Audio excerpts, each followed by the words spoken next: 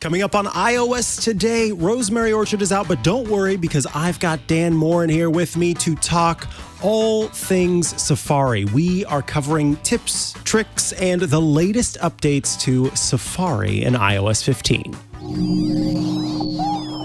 Podcasts you love.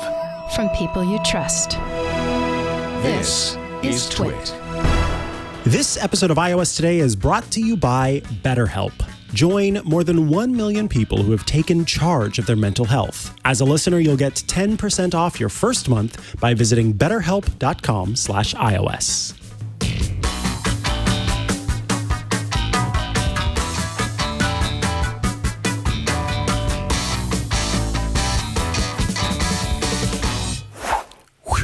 Whoa, ha ha, hee hee, welcome to iOS Today. This is the show where we talk all things iOS, tvOS, watchOS, HomePod OS, iPad OS. It's all the OSs Apple has on offer.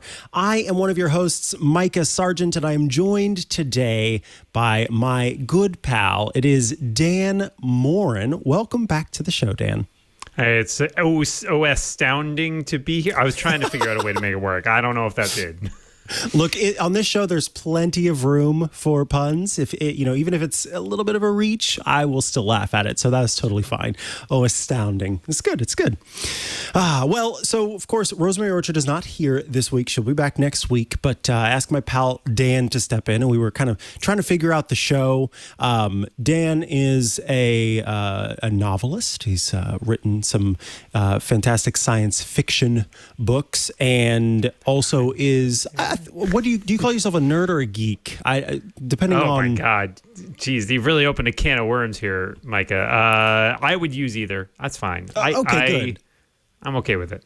I'm an either or too, but some people, the younger folks, seem to be very nerd, anti-geek, and older folks I've noticed seem to be very geek, anti-nerd. So I have to be careful. But as a nerd and a geek, you watch and enjoy a lot of the sort of pop culture media with superheroes and all that kind of thing. And so it's tended to be that in the past we've had you on, we've talked about, for example, when I was out, I know that you and Rosemary talked about sort of tracking your media and knowing like, oh, these are the books I've read, these are the ones I want to share. And because you're a writer, before we've had you on and talked about kind of collecting notes and writing. And so there were a lot of topics we've covered before, but it turns out because you and I do a show together every Wednesday that I can remember hearing you talk about some different quibbles with Safari that you had. And I thought, there's an episode we can have. We can talk about Safari. So in iOS 15, as is customary in every version of iOS, Apple adds a bunch of new features to the browser and typically kind of list them out and talk about the different ones. But Safari in iOS 15 got some kind of big visual changes, as well as a couple of interesting features that are helpful for your privacy, that are helpful for kind of keeping track of things. And so we thought we would go over those. But the big one that we're going to start out with is quite the polarizing feature. And yeah, exactly. There's a little there because some people just do not like this. I'm curious if you are using the bottom tab bar in Safari, Dan. Yeah, so specifically on the iPhone side, right? We on the bottom tab, so it moves the address bar, moves down to the bottom. I am using it. I decided when the betas started that I should give it a try at least. And I think there's a lot that I've decided I really like about the bottom location bar setup because I think it adds a lot of convenience. It is one of those things where, if you're me, even though I have fairly large hands, an iPhone 13 is still pretty large, and trying to get all the way up there to the top to hit an address bar and type in and then move your thumbs back down and type in a URL has always been a little bit of a dexterous challenge for me. So moving the address bar to the bottom does seem kind of natural. Like, I know it's weird because all the browsers we're used to put the address bar at the top, and that it feels like definitely a change. But I kind of likened it to maybe it was almost close to a decade ago, I think, when Apple switched the scrolling direction on the Macs. So like when you scroll on a trackpad, it used to scroll like in one direction, and they changed it so it's more like the iPhone. And it's the same sort of thing where it's like I had to change it, and it took me like a week to get used to it. And then I didn't really look back, but I think it took longer with me. Maybe I'm just because I'm getting older with the address bar, but I definitely hit a point where it's like now when it's at the top in an iPhone, like on somebody else's phone, I think it's weird. What about you? Interesting. You use the bottom one too? Interesting. So I was going to show. Here's mine right now. My bar is at the top. You're still at the top. Yeah, I didn't make the switch, or I didn't stick with the switch. So I wanted to show folks how they can make that adjustment if they want to. You can see that mine's at the top. Now, here's the thing: is that I totally agree. Whenever it comes to sort of the explanation for this feature, why this feature exists, what makes, for this kind of idea. And it is that, you don't want to do all of these thumb gymnastics to try to get to what you are typing in. And so I get why they made that change. And typically I'm the kind of person who tends to be very aware of myself being bothered by change and going, am I bothered by this just because it's change, which is just a thing that all humans experience? We all have that bit of like, whenever change happens. Or am I bothered by this because it's something more? So I gave it the old college try, but it just didn't gel for me in the betas. And unfortunately, because I made that change while I was using the beta software, now that the full featured version is out, I just have never switched back to the new version. I've not gone back to the future, as it were. Are you so I'm thinking about like my giant phone here, and I'm like, I read a thing, it was on Twitter a few weeks ago, and it stuck with me, and it's the like, one of those like, I don't need to know who needs to hear this, but stop using your pinky to balance your phone because you're like ruining all your like nerves. Yeah, you do that? Okay, that's the thing that I've been trying to constantly like not do it whenever I catch myself doing it now. It's very hard because the phones are so big, but having the bottom address bar does help a little bit with that. It feels a little more ergonomic to me. I'm not saying I've managed to give it up entirely, but I'm trying to do better. Now I'm wondering if my pinky is misshapen after having done that. It's like it gets a little sore sometimes. That's a lot of muscle work there. Your pinky's not cut out for it. So you can launch the settings app. You scroll down till you get to Safari. You tap on that, and then you scroll down till you get to the tabs section, and then you'll see the left option, which is the standard option, is tab bar, and the right option, which is single tab, is the option that I have set on right now. If I were to change it back, then it'd bring that bar back down to the bottom. There are some other features here like landscape tab bar. That means whenever I put it into landscape mode, the tabs bar is still at the top, but it shows more than just that one single tab at one time. So you can make those adjustments. There's also allow for the faster way to do that. Do you know this, Micah? Is there? No. Yeah, if you're in Safari and you want to change it, you can actually toggle it back and forth from inside Safari by hitting that. There's a little font button, the AA to the left of the address bar. If you hit that, there is an option to switch to the top or bottom address bar, depending on which one you're currently using. It's in a big menu full of stuff, but it's in there.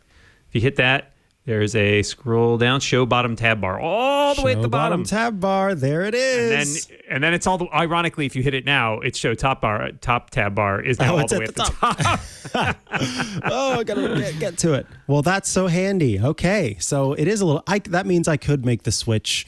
You could just do it all the time. Whenever you want. Boop, boop, boop, boop. Oh, I'm feeling like it's a bottom tab bar today kind of day. Yeah, that's right. So that's there for you if you do have trouble reaching the top as you are, moving around in Safari. You are able to do that.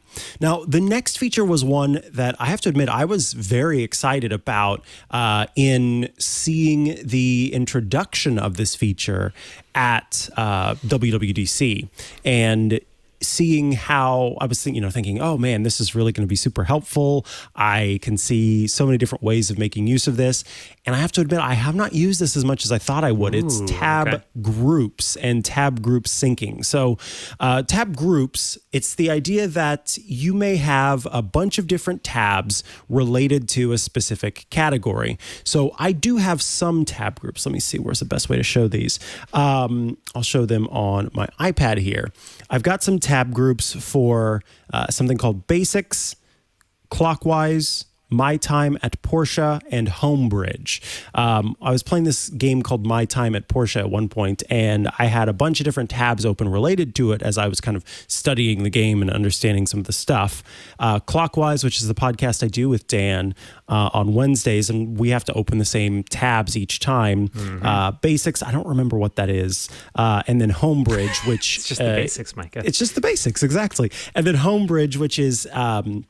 it's a tool that we use to be able to add non-HomeKit devices to a HomeKit home, and there were a bunch of different extensions that I wanted to check out to see if I wanted to add them. So tapping on any of these is going to bring up all of the tabs related to that specific thing. I can see all of the tabs here, and they're all saved and ready for me to view as I need to. And then switching to any of the other options on this list will, what appears to be, close out those tabs and just have the ones open. What's great is that these will sync across different devices. I think the example that Apple showed on stage was the idea of you're planning like a trip. And while you're planning the trip, you are trying to, get the information for the different things you're going to do while you're there. And you want to have the hotel's website pulled up in case you need to reach out to them, or you want to, check where the parking is, all sorts of stuff. So you just make a tab group for that, and you can bring that up whenever you're ready, but it doesn't have to kind of stay up in the background, because I certainly used to be a person who had, 15, 20 tabs at a time just hanging out in the background when I was ready to get around to them. I don't do that as much anymore, but tab groups was going to be the solution to this. You, however, have discovered... a couple of potential issues that someone might have when using tab groups. You want to talk about that? Yeah, a lot of them relate basically to the syncing issue. Like you, I have some tab groups. I was just looking. I've got about 8, and sometimes I've gotten better at making tab groups when I'm working on a specific topic or project. So, for example, if I'm doing research on something for one of my books, I'll just make a tab group for that. We bought a house that we moved into late last year, and every time I want to do some sort of project or whatever, I can throw that into a tab group, which is really handy. However, I do have some quibbles. The whole issue with the syncing, it's cool that I can go from my laptop to my iMac and have the same tabs open, or go pick up my phone and have all the same tabs available. What I think is rather weird is the way the syncing works. Sometimes it's like a little bit of a lag. So I'll open up a tab group or have a tab group already open on a different device, and I'll go to it and it hasn't been active, right? Because I've been using, say, my phone, and I sit down at my computer and I open up that same window, or it's already left open. And all of a sudden, after about 10, 20 seconds, all those tabs I opened in that tab group on another device start popping in. Or you'll be like, oh, I swear to God, I closed this on one device, but because it was still open on the other device, it syncs back to the device where you closed everything and reopens your tabs. And you're like, no, I was done with those tabs. And then I've had some weird bug that I don't know if it's related to tab groups or not, where I'll open something in a tab group and go click on a link or hit a button or something to go to a different page, and it'll kick me back to the page I was just on. And I'm like, what happened? I clicked through a link, right? I definitely clicked that link. So I think there's some growing pains with some of the tab groups syncing stuff. And I think one of the tricky things to figure out is sort of the persistence of it, as you mentioned. For example, you and I both have Clockwise tab groups for our show that we do together, and we tend to always have the same tabs open. But because it's like a live view of that tab, I find that sometimes if I change something in that tab group, right? I'm editing a CMS record for the episode that we put up, and I forget to close it, but I close the tab group. When I open it next week, there's whatever extra tabs I opened or whatever I left open by mistake. It doesn't reset to the base, sort of these are the 4 tabs I want open. It's got whatever detritus is sort of left over from your last session, which is, it makes sense. It's the way it should work, it seems like. But at the same time, it can be annoying because you want that sort of pristine, open up my tabs. But yeah, that's more of a usability thing than an actual bug, I think. Yeah, I agree. And I think that the syncing part, they really could hone in a little bit and make that just a little bit cleaner, Yeah, at that point, At that point, I think I would be much more likely to take advantage of that. It's interesting because in my former job, I think I would be using tab groups quite a bit because there were occasional writing projects that I had that were over time. And so being able to quickly go and grab, to go back to that, project I was working on and the research that I was doing versus now where a lot of times it's kind of just, it's what's in this moment, what's happening right now. Right. I don't quite need to have those breaks or where I step away and come back kind of thing doesn't happen as much. So I don't do it. Yeah. But I also am I am a little lazy about the kind of turning what I have right now into this new system of tab groups.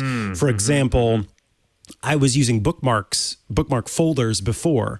And so I have a bookmark folder for Clockwise. I have a bookmark folder for the Dungeons and Dragons actual play podcast that we do. And I have a bookmark folder for Twit. And those each contain the links that I use regularly for these different things. If there was like a turn this into a tab group button, I think I would press that for sure. I will say my one other complaint about tab groups, and this is especially on the Mac, there is no support that I have found for them in shortcuts, either on the Mac or on iOS, which is annoying because you're like, oh, surely I could automate this ability to open a tab group like at a specific time or something. Like we always do our show on Wednesdays at noon. And like, wouldn't it be great if that tab group just could pop open, or at least it could, hey, it's noon, you want to open this tab group or something like that. But alas, Apple did not build any support for tab groups into shortcuts. So we'll have to wait maybe till later this year. Yeah, hopefully we'll see that in June at the latest. All right, we are going to take a quick break before we come back with more fun Safari features. But I do want to tell you about BetterHelp, who are bringing you this episode of iOS Today. A question for you: is something preventing you from achieving your goals? What interferes with your happiness? Well, check out betterhelp.com/iOS as you ponder that question. I'm a huge fan of BetterHelp. Went to the site, got signed up, and whenever you're kind of onboarding, they ask you some questions you'll be familiar with if you've ever sought help in the past, and some questions that'll be new as you're going, it's interesting that they're asking this, kind of asking about your religiosity, I guess, if you sort of practice a faith, other questions that can kind of hone in on getting the right therapist for you. That's what was pretty magical about it, is you sort of fill out a little bit of information about yourself, and then what's cool is that the therapists on BetterHelp can then look at the different folks who have signed up and say, oh yeah, I think that we would gel. I think that I could help this person. I think that our values line up. All of that can come together and make for a really good therapy experience. That's what makes this so magical. I have talked before about BetterHelp, and in particular about how I knew that the therapist I was matched with was right for me, because during our first session, she was talking about quantum physics and sort of emotional experiences. And I thought, oh my God, this nerdy therapist is so amazing and is perfect for me. She's fantastic. BetterHelp will assess your needs and match you with your own licensed professional therapist. You can connect in a safe and private online environment. In fact, it's so convenient that you can start communicating in under 48 hours. And note this, it's not a crisis line. It's not self-help. It is actual professional counseling done securely online. You send a message to your counselor anytime you want to, and then you'll get timely and thoughtful responses. Plus, you can schedule weekly video or phone sessions, all without ever having to sit in an uncomfortable waiting room. My therapist said, hey, these are the days I am on the platform and checking my messages, so you can send a message whenever you want. These are the days I'm going to be able to see them and respond to them. So it's really nice, if you've got kind of a moment that comes up, you can say, we talked about this in therapy. I forgot your suggestions. Could you remind me? They're on there, and they'll be able to respond. The video sessions to basically have a call with your therapist, audio sessions if you don't want to do video. And then live chat, which is another way of communicating where instead of it being kind of they see it when they're on, it is live back and forth communication. BetterHelp is committed to facilitating great therapeutic matches, so they make it easy and free to change counselors if needed. That is important. If the therapist isn't right for you, you can say, hey, I appreciate your help. I do need to find someone else. In fact, you don't even have to go as far as that. You can, at any time, click some buttons to figure out a new therapist for you. It's more affordable than traditional offline counseling, and you may qualify for financial aid. Financial aid is available. The service is available for clients worldwide, and you can find the particular expertise you need online, so you don't have to limit yourself to the counselors that are located near you. You'll find licensed professional counselors who are specialized in depression, stress, anxiety, relationships, sleeping, trauma, anger, family conflicts. I'm sleeping huge right now. Lots of people not getting the sleep they need. LGBTQ matters, grief, and self-esteem. Anything you share is confidential. It's convenient, it's professional, it's affordable. Check out the testimonials posted daily on the site. In fact, this is kind of wild. So many people have been using BetterHelp that they are recruiting additional counselors in all 50 states. We want you to start living a happier life today. And as a listener, you will get 10% off your first month by visiting our sponsor at betterhelp.com/iOS.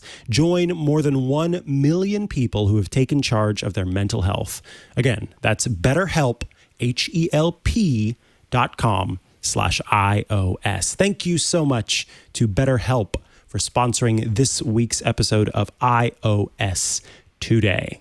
All right, back to the show, back to the Safari updates. The next one I want to talk about is kind of a fun one. The start page in Safari is now customizable. Mine right now has this fun sort of paper-looking background, and then it's got all of my tabs. It's also got iCloud tabs. These are the tabs from my iPad mini that are showing up here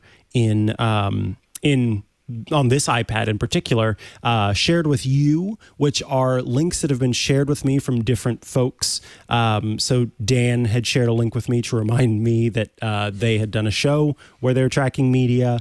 My partner shared a link with me about a funny Elmo and Zoe and Rocco conversation.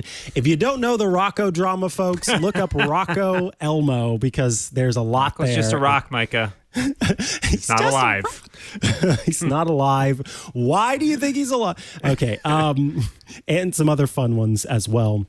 Now I can, this is how you actually make customizations to the page. Down at the bottom, there's an edit button. And when I tap on that, you'll see these different options. First of all, use start page on all devices as a toggleable setting that says, hey, I want you to sync the way that my start page looks on all of the devices that I'm using.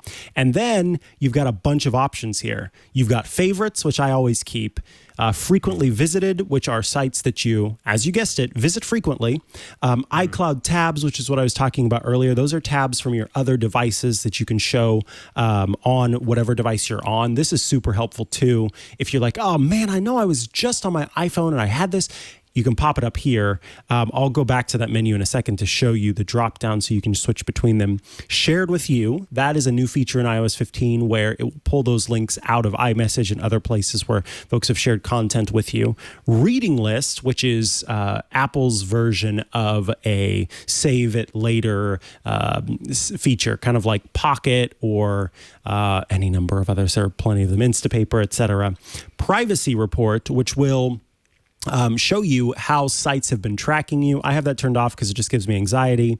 And Siri suggestions, which is Siri's own suggestions on what sites you may want to visit, depending on the sites that you visit at this time regularly, or content that you may want to see based on what activity you have. And then last but not least is background image. Now you'll notice there's no custom background image option. These are background images that have been selected. I assume that is because Apple wants this page to load super quick. And so these ones are kind of available in the settings and are easy to get to. There's one with emoji in the background of tacos and donuts and hamburgers. I use the bear one. That's my favorite. This one one, next to this the bear one? Yeah, I use that one. I like the bear. Yeah, that one's very pretty. I think I'm going to switch mine to the animals for a little while. Oh no, I was incorrect. I apologize. There is a plus button, so you can do a custom background image. So that's nice. Yeah. I like the ones that are built in. Those are pretty cool. Now, along with being able to toggle all of these on and off, you'll see that those 3 lines are available to the right of the toggle buttons.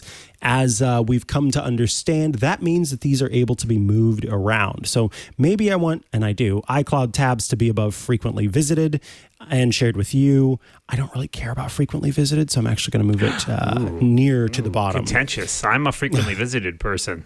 Oh, are you? Okay. Yeah, I don't know. I got used to using it. I like it. It's up towards the top near just below my favorites. And I've used iCloud tabs. I love iCloud tabs, but I use it less than I used to because of the ability to do tab groups, and also just the fact that you can sort of autocomplete. Like if you open something and start typing a website that's open on one of your other devices, it suggests oh, by the way, you've got that tab open on another device or something. So oh, nice. I think I use it less than I used to from this screen anyway.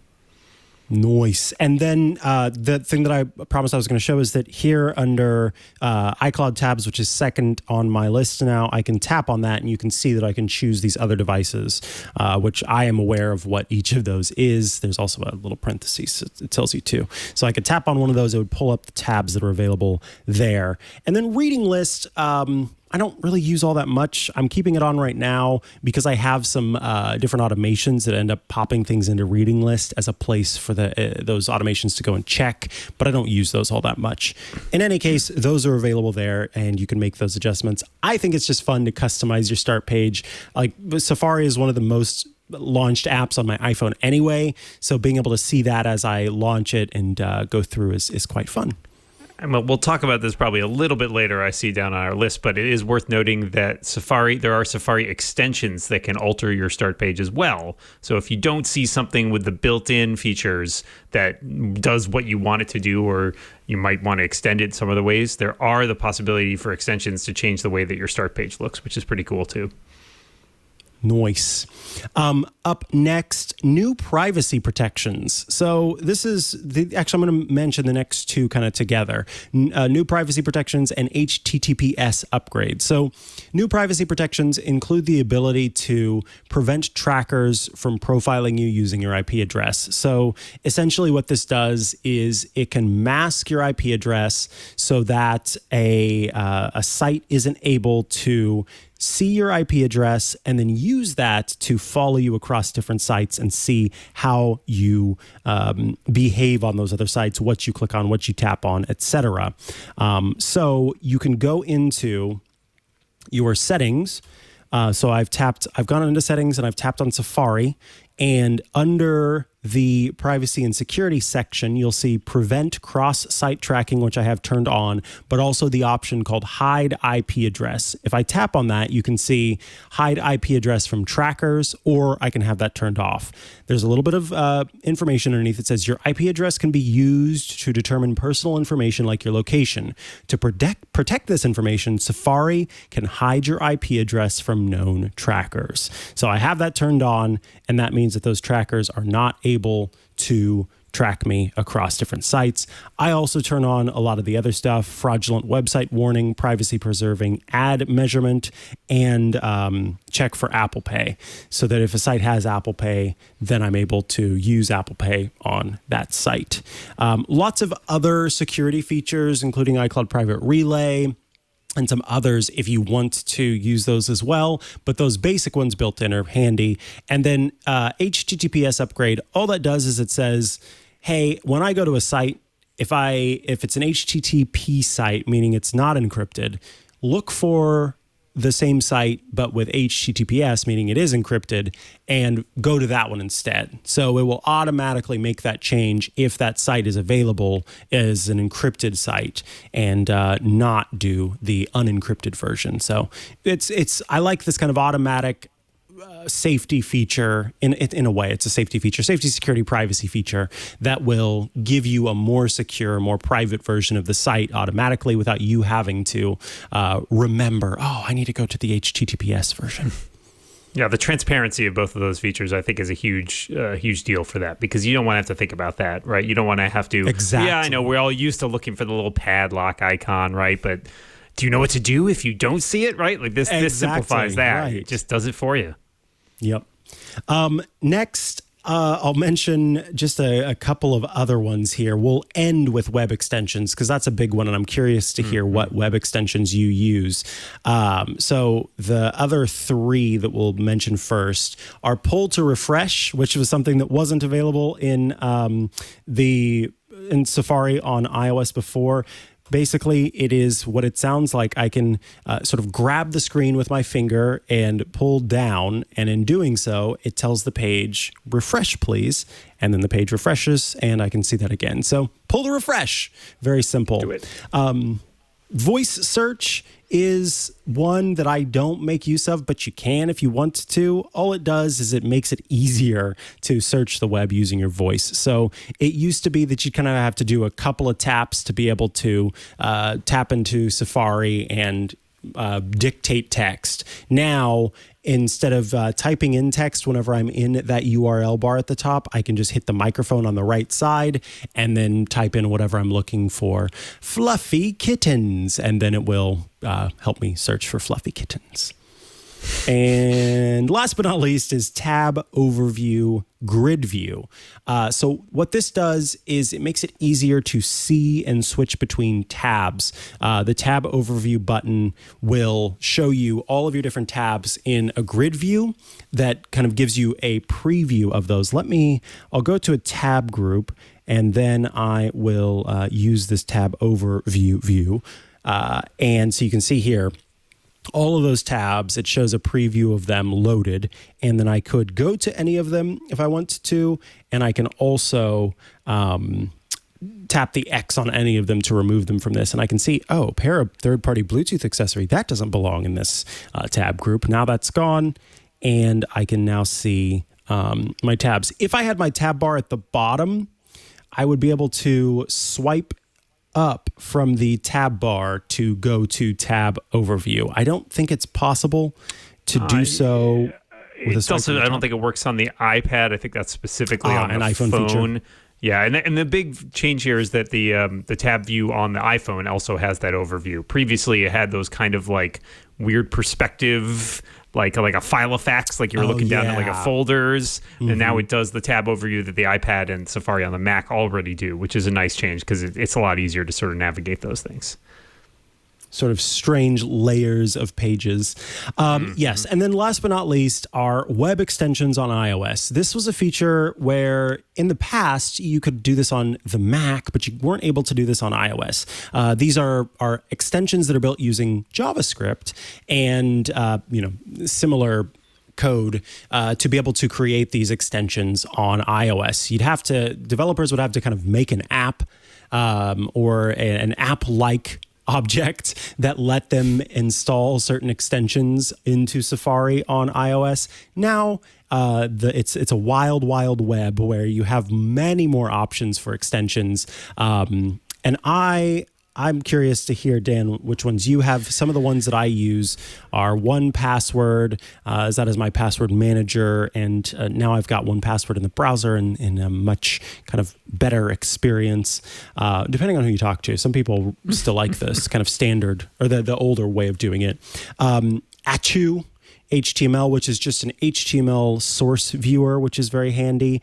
Amplosion, which is a way to bypass those Google AMP pages. Although I've noticed that if you install most any popular content blocker these days, most of them now have a built-in redirect from AMP pages. But tell me about the extensions that you have installed before we show people how to install extensions. I've got a few here. I was just looking to see what I'm actually using right now. So I also have Atchu and Amplosion.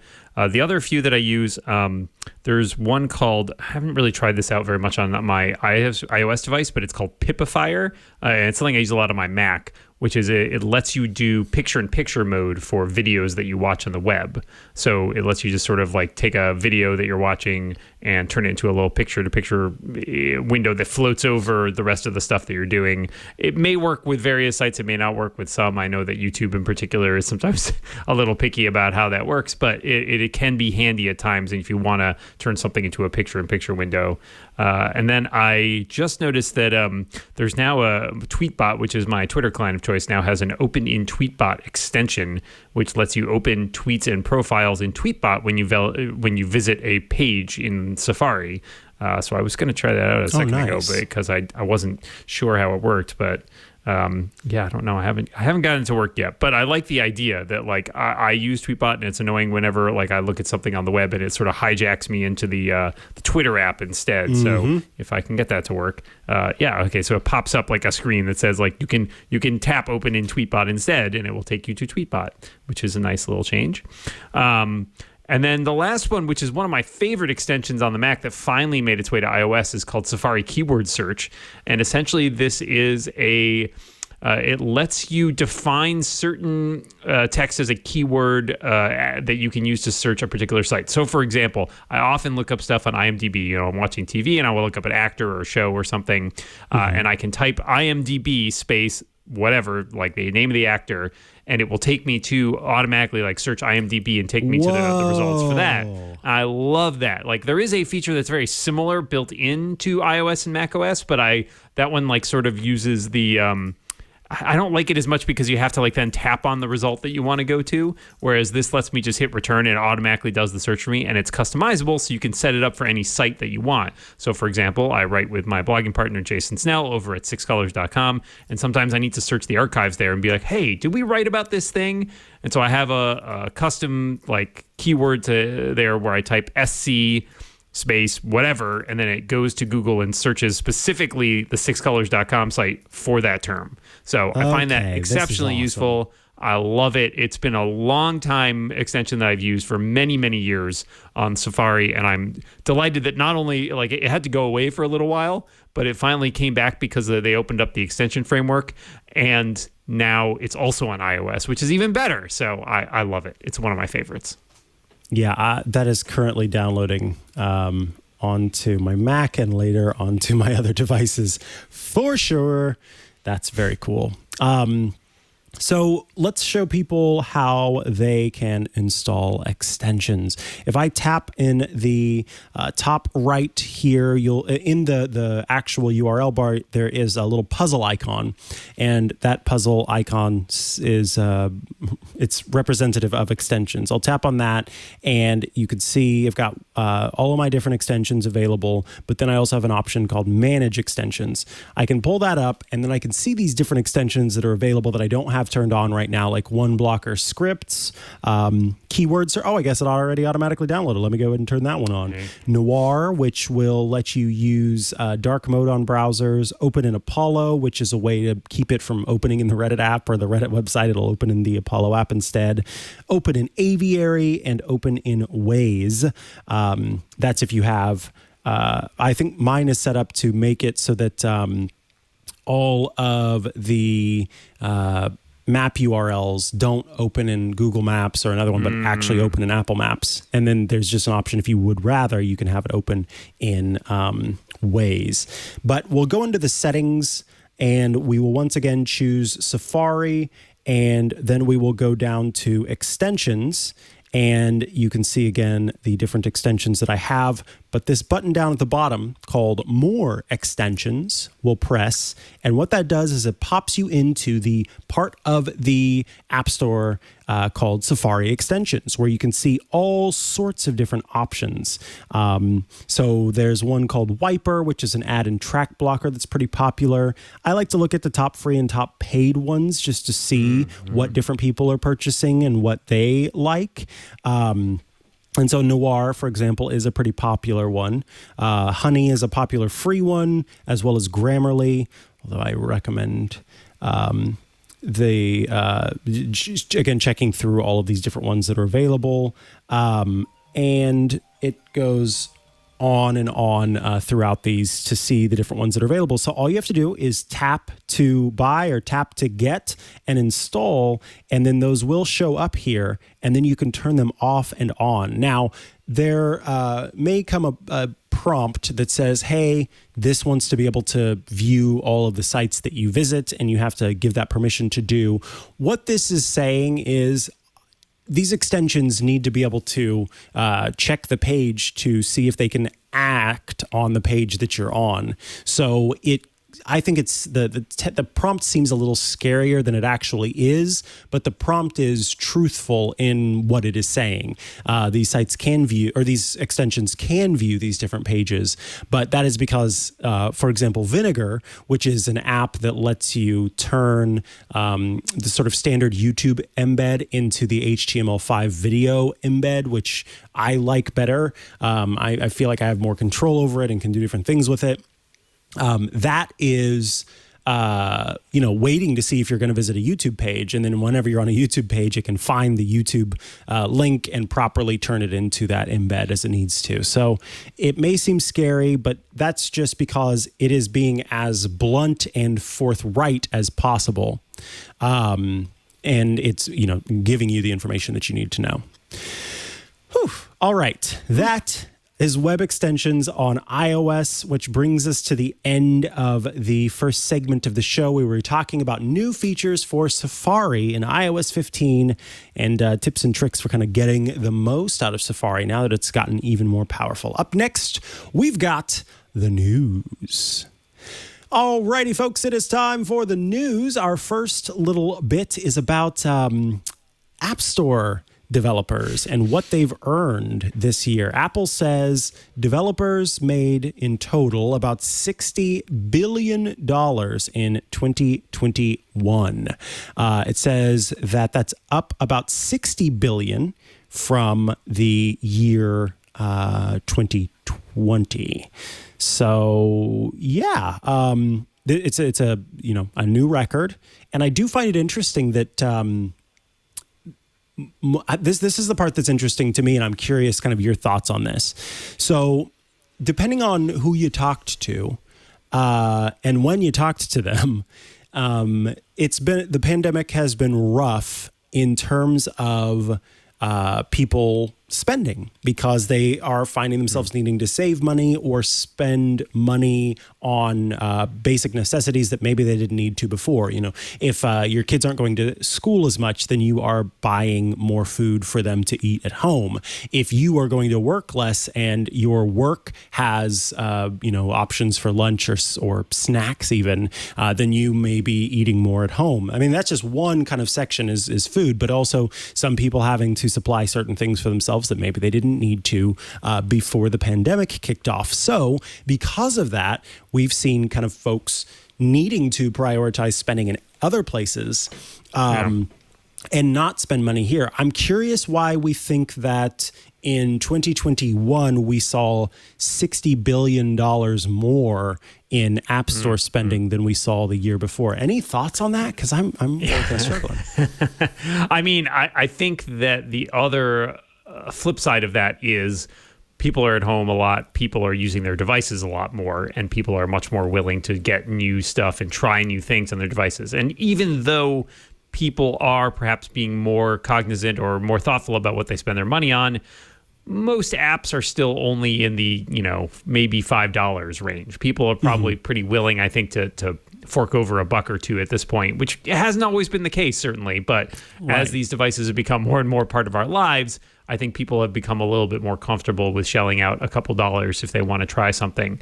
And just, I'm interested to think about like I don't know. I mean, like there are certain aspects. I think about like Apple Arcade, for example, which is a service that Apple offers where you subscribe and you get a bunch of games for free. And I can't tell whether that makes people more or less likely to decide, oh, well, I like getting games and trying different games. Maybe I should be more willing to pay money for different things, or people expect now that stuff comes as part of a subscription package, like their streaming or their music or what have you.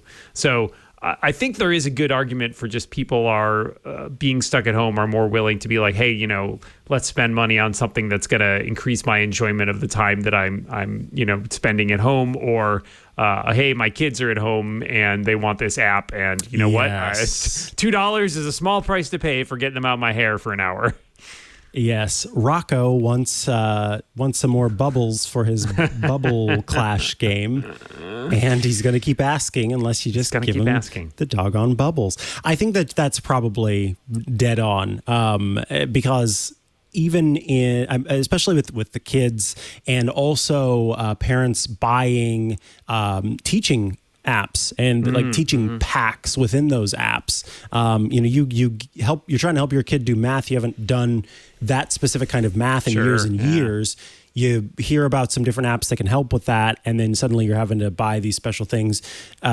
All sorts of options there, as well as I think about teachers who are getting, you know, like whiteboard apps so that they can teach their kids. And I mean, there's so many different options here. And then there also might be a situation where you've got businesses who have their employees working from home who are saying, hey, we need you to get this. You know, normally you'd use it on the work device or whatever, but for whatever reason you can't. And so we'll reimburse you. Or there's so many reasons why this might be the case. So it makes sense. Right. This next one is one that I think people joke about a lot, but somebody decided to kind of put it together in a very real way.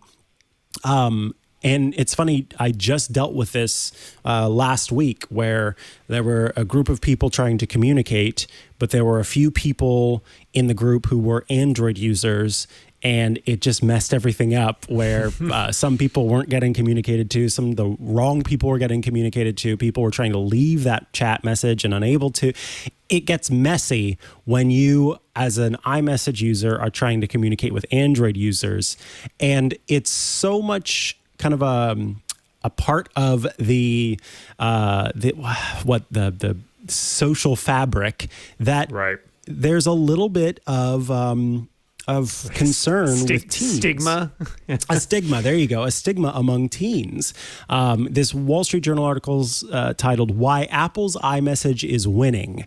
Teens Dread the Green Text Bubble." In fact, they quote one person who says, "Ew, that's gross," in reference to the green text bubble. This is interesting because I have to, like, I have, what is the word? I can't even think of it now. I have added to this, but there's a better word for that. I have contributed to this in joking about it, but then also in some ways in taking it a little seriously, in the sense of using the choice of smartphone as a first introductory kind of barometer to how a person might be. And it's not fair. It's not, it's not realistic. It's not accurate. There are people who, for many reasons, have different kinds of devices and use them for whatever reason. And it's kind of like it is a bit of it's a bummer, because I think about low income households who may not be able to afford an iPhone, but they want to give their kid a phone. And then the kid is left out of certain conversations or left out of different things because of that. Sure. My partner, we used to work for a company. There was one gal who had an who had an Android device, and everybody else at the job had an iPhone. And she was often left out of group chats because it made it difficult to communicate with her using the communication. This was not like the official method of communication. It was just like them as colleagues messaging each other. All sorts of different issues that crop up, that pop up. And there are parents who are being confronted with, their child coming to them and saying, can I please have an iPhone? I can't even talk to any of my friends. They don't want to talk to me, et cetera, et cetera. The refrain that you commonly hear online is, hey, why don't you just use Signal? Or why don't you just use Telegram? Or why don't you just use this or use that? And I think people underestimate the level of laziness of the average human being. Laziness and risk-averse, change-averse experience that the average person has. It's any level of friction that you add to a bit of communication is going to result in like half or more of those people saying, no, actually, I'm not going to do that. So, yeah, I don't know. Do you have any Green Bubble friends, Dan? Yeah, no, I do. And family members, too. And I agree that at times it is definitely more challenging, both due to stuff that Apple has done as well as stuff that I think Android has done, too. I hesitate to turn this into a big sort of writ large sort of situation. I think this has always happened to a certain degree with different things. I mean, I remember growing up and thinking like, I don't have like the cool sneakers or whatever, right? Like, it's not necessarily to the same extent, but like this is certainly a difficulty of teenagers everywhere. I feel like is wanting to fit in with everybody else. Absolutely. And this turns it into something a little bit more essential because you're talking about a communications. Android, Google has taken this and kind of run with it and tried to use it as a way to make hay against Apple for locking in users. And I think while there is an argument that from a sort of commercial standpoint, obviously Apple has a huge advantage in having this, you could also make the argument that they built a great product that people love using, and it's really hard for somebody like Google, who has tried to launch several different messaging solutions with not great results over the past several years, to cast themselves as sort of the underdog here, when it's just some of it at least is a matter of there is some green bubble, there's some envy. There's a reason it's green. It's tough. It's tough for me to say like, well, Apple necessarily needs to make iMessage work with Android. They don't need to from a strict market sense. Like they're under no obligation to. They built a product that people like using, and it's not necessarily their responsibility to make it work with other stuff. And it does, right? Like it works fine. You can text people on Android all day, but they're not under a responsibility to make it work as well as it does with their own devices. It's just, there's no rule that says they have to do that. Would it be nice? Sure, but they also have no incentive to do it. Meanwhile, Google's pushing its own standard for text messaging, the RCS, which has been adopted by a lot of different carriers as well. But that whole thing is sort of plagued with problems and inconsistencies and different standards, et cetera, as well. So I'm not sure that Apple is willing to necessarily dive into that pool either. So it is a challenge for sure. I don't know that necessarily it's something that Apple is in a position where they can fix or have to fix. But certainly an awareness of what's going on. It will be interesting to see how they decide to handle that, because this has always been an issue. And I want to say on the flip side, too, speaking as someone who grew up in an era where PCs were dominant over Macs, being the person on a platform where I couldn't get access to like software that I needed to run on my computer was also pretty hard. So I'm not exactly crying a river for people on Android phones. Yeah.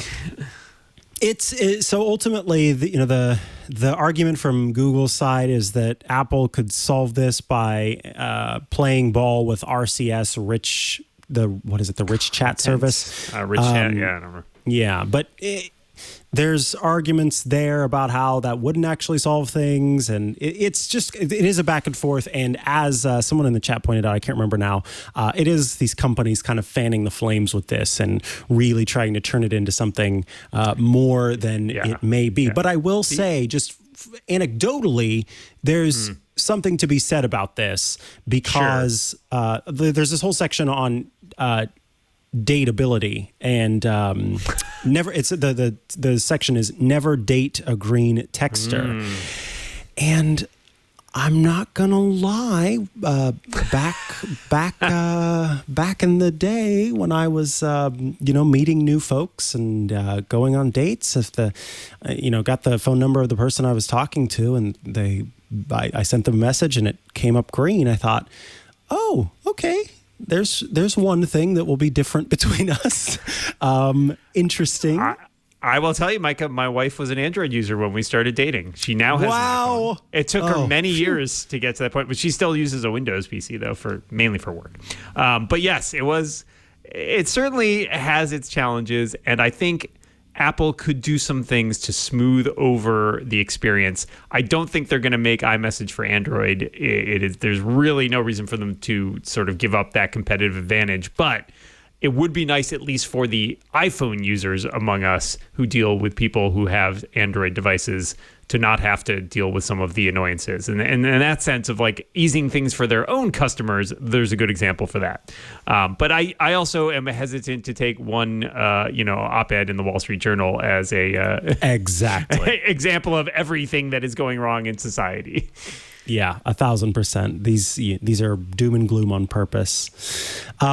Another doom and gloom story. The developer, I've got to think of his name. Oh, Costa Eleftherio.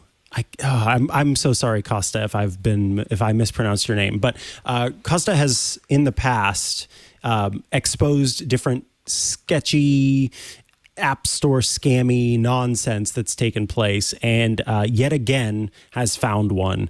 In a Twitter thread, it shows that it looks like $13 million. So the app is called AmpMe Speaker and Music Sync. It's supposed to boost the sound of your music by syncing it with all of your friends' phones, Bluetooth speakers, desktops, and laptops for free. But here's the thing. The app charges $10 a week in an auto-renewing subscription. It's super easy to sign up for, but much harder to cancel. And then also the app buys a lot of fake reviews. So it's got 54,000 reviews. It's got a 4.3 star rating in the store. And it says there are high peaks of extremely positive reviews with long periods with barely any feedback or just negative ones. It's been available on the App Store since 2018. The fake reviews have really drawn out all of the other ones. Or have drowned out all of the real ones. And it says that the developer shows that the company has actively been featuring the app across the globe. So that means that they've actually been trying to advertise it in places to get it on more people's devices. What's unclear to me is if the app does not work at all, or if it actually does do what it says on the tin. Because I think that makes it less of a scam app and more of just a very expensive app. $10 a week is very expensive for an app. And I wouldn't be surprised I think Apple's going to end up making an adjustment to that per week charge. Yeah. There's, as you said, Costa's really pulled out a lot of these things, and I'm sure Apple does a lot of work in this regard that doesn't get highly publicized. They've talked a little bit about it before, but obviously they don't want to be in a position where they're like, look, here was a scam app that was making the tens of millions of dollars, and we took it down, right? That's not as good publicity as saying we have taken down X percentage of scam apps that are out there or something like that. But it is also a challenge because it is a store that, is under Apple's purview and is supposed to be trusted. And it's tough. There's a huge volume of stuff. There really is. But it needs to implement better tools and sort of better oversight to deal with these kinds of things. Because if it really is a case where you're pulling $13 million for an app that doesn't work, if it doesn't in this case, then that is a real problem for consumers. And it's a real problem for Apple because sooner or later people will stop trusting the way the store is set up. Yep. And if they're going to say that, this store is a bastion of safety and security and good apps, then they really have to hold to that. Otherwise, that doesn't hold up in court. All right. Let's move back to some feedback, and then we'll round things out with our app caps. The first bit of feedback comes from Paul. Paul writes, Hi, Paul. My problem is I often get into the car or on my bike and I get 200 feet away from the house before I realize I left my phone on the kitchen counter. I enabled the new iOS 15 setting to have my watch alert me when my iPhone loses separation from the watch. I've wanted this feature for years and Apple finally put it in iOS 15, but it works poorly as I don't get notified on my watch until I'm 5 blocks away. How do we make this work so I get alerted ASAP when I'm out of range? Paul, unfortunately, I've got some bad news for you.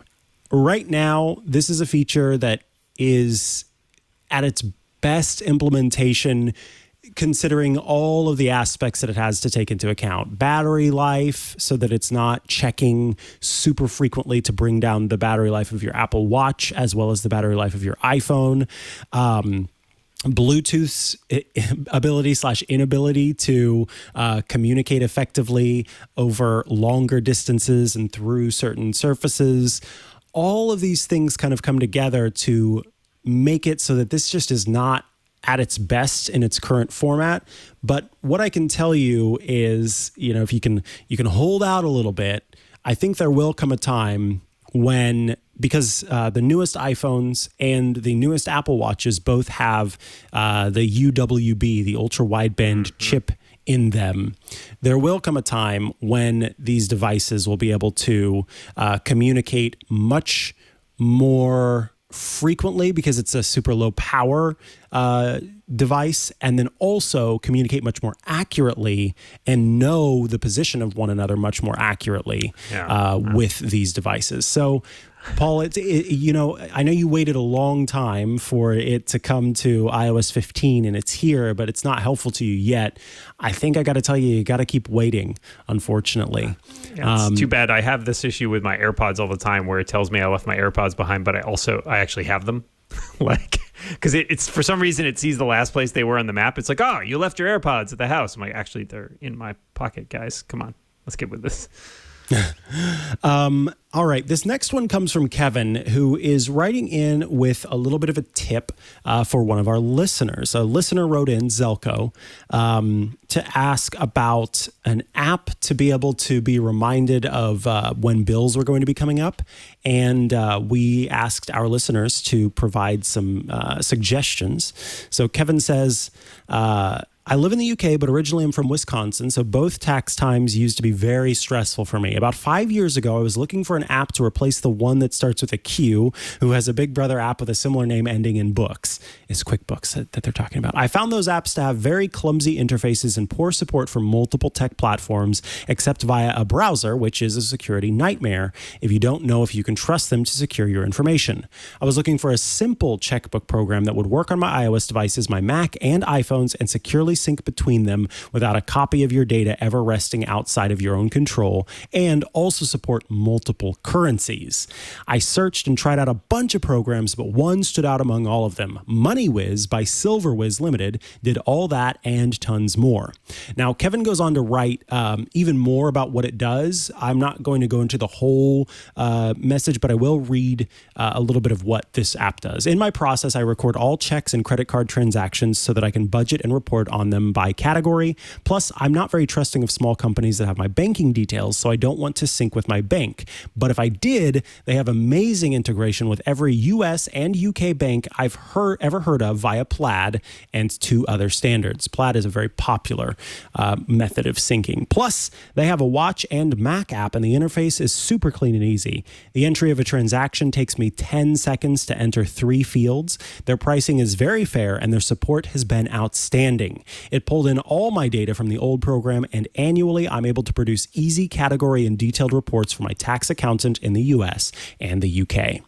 Now, again, more than that, Kevin noted, but that's what I'll end it at. It sounds, from reading it, sounds like this program is very powerful.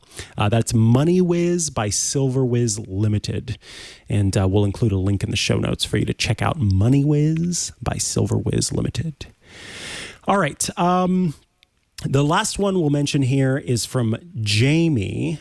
Jamie wrote in with some advice for Alan. Alan had asked about an issue with their phone playing random songs in their car whenever they connected, and I gave them the recommendation of using this song that's available in Apple Music's library called it's like multiple letters of A. You just have to search up like A. And the reason why is because a lot of cars will start playing a music library automatically, and they do it based on the song list alphabetically. So multiple A's makes this song play, and this song's like 4 or 5 minutes of just no sound. So it gives you time to choose what you actually want. So it'll just be playing in the background. It won't interrupt you. It's quite nice. But there may be another solution here that Jamie writes with. I have a non-CarPlay car stereo, so it might differ, But I changed the Bluetooth setting and in parentheses device type for my car stereo and the phone from car stereo just to speaker. And by doing so, they haven't had it play the random songs anymore. So this is a setting that you can adjust in the settings app. So I'm on my iPhone and I can tap on Bluetooth and you'll see I've got different options here. Micah's Apple Watch Ember Ceramic Mug, Boom 3. And if I tap on Boom 3, which is a speaker, I can tap on device type here, and then I can change it to something else: car stereo, headphone, hearing aid, speaker, or other. Now, this is a speaker, and so I'll leave it at that. And it automatically tries to pick the right thing. My car stereo, it knows it's a car stereo. But Jamie was saying that by changing it from car stereo to just speaker, that was able to fix their issue. The one thing you need to be aware of is that if you change it away from car stereo, you won't get those automatic automations that happen whenever you connect something to your car. So, for example, turning on Do Not Disturb while driving is not going to work if you just have a speaker instead of having it set as a car stereo. So just be aware of that. But thank you, Jamie, for that. Alrighty, folks. Now it is time, or up next, it is time for our app caps. It's App Cap time. This is the part of the show where we put caps atop our head to honor our picks of the week. These may be apps or gadgets we are using that we adore that we want to share with all of you. They may be apps we've had for a long time or apps that are even new to us, but that we think are worth talking about. So welcome to the App Cap.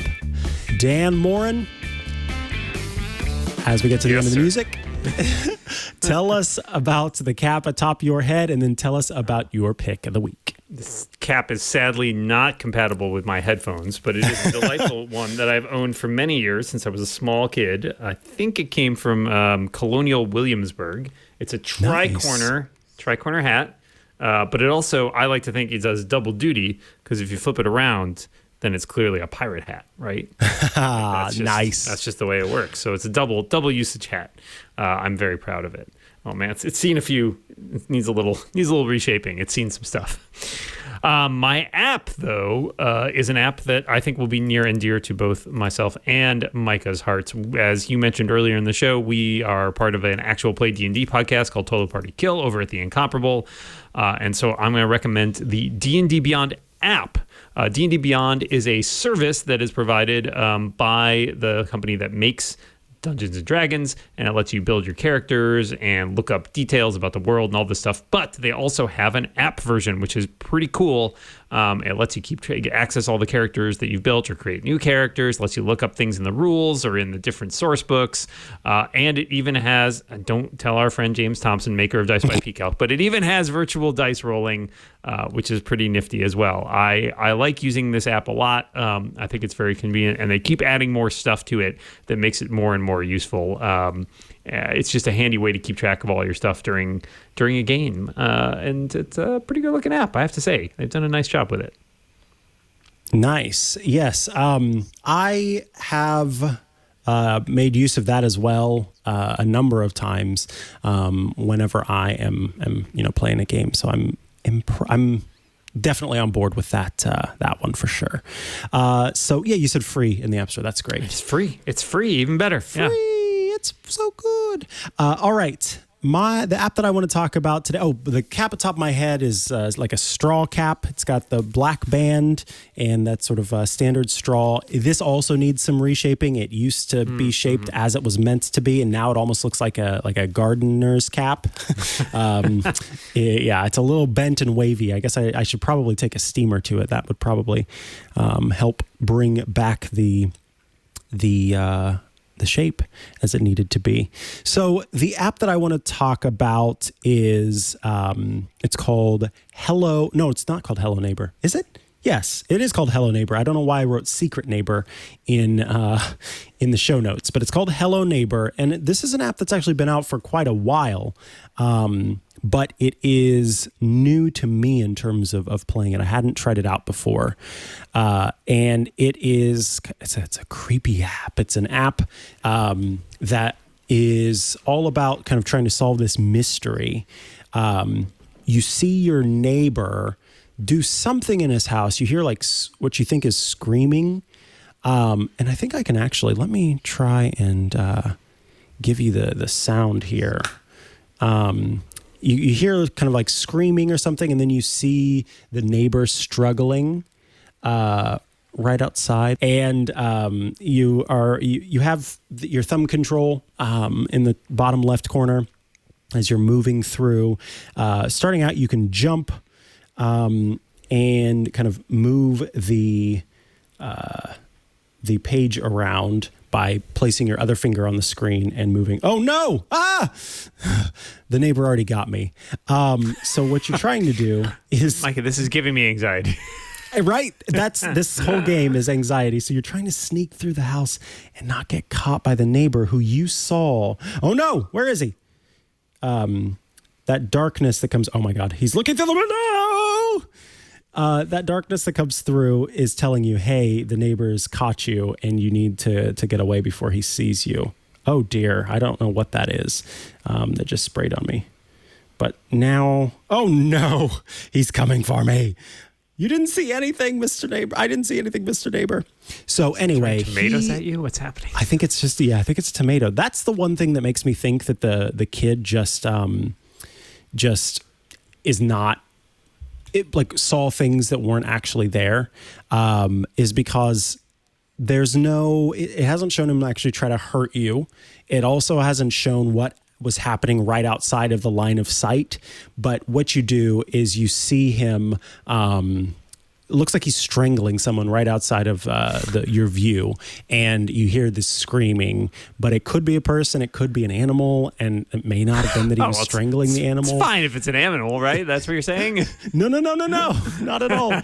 But anyway, you're trying to move through the house and solve this mystery without getting caught. So you have to try to sneak and not get caught by your neighbor as you figure out what in the world the neighbor was doing. So interesting game. It's free to download. If you want the full game, Volume 2 and 3, you can play Volume 1 for free. Volume 2 and 3 will then cost you $14.99. But this is a high quality game with very good graphics. And it's my understanding that there's lots to play. Like you can keep playing for quite a while. So that is Hello Neighbor from Tiny Build is the name of the company that makes this game. And I had to mention it because, yes, it is kind of anxiety inducing. It's great to play while you're listening to it with headphones. And it can be a little bit of a blood pressure raiser. So yeah, if you're into that kind of thing, I guess check it out. No, Hello Neighbor, it's fun and available to play for free at first, with the rest of the game being unlocked with a $14.99 purchase. Folks, that brings us to the end of this episode of iOS Today. If you've got questions you have for us, or if you've got Shortcuts Corner requests for Rosemary when she's back next week, email iostoday@twit.tv. We record the show live every Tuesday at 12 p.m. Eastern, 9 a.m. Pacific. You can tune in live to watch us at twit.tv/live. But we think the best way to get the show is by going to twit.tv/iOS to subscribe to the show. There you can click subscribe to audio or subscribe to video and get the show in the format of your choice from the place of your choice. We recommend the video version. It's kind of the best way to watch the show. However, we do try to make the audio version accessible with lots of descriptions of what we're touching and tapping on screen so that you can follow along even if you're not able to consume the video version of the show. If you would like to get all of our shows ad-free, if that sounds good to you, well, we've got a way to do that. It's called Club Twit. For $7 a month, you get every single one of Twitch shows, not just iOS Today, but every single one of Twitch shows ad-free.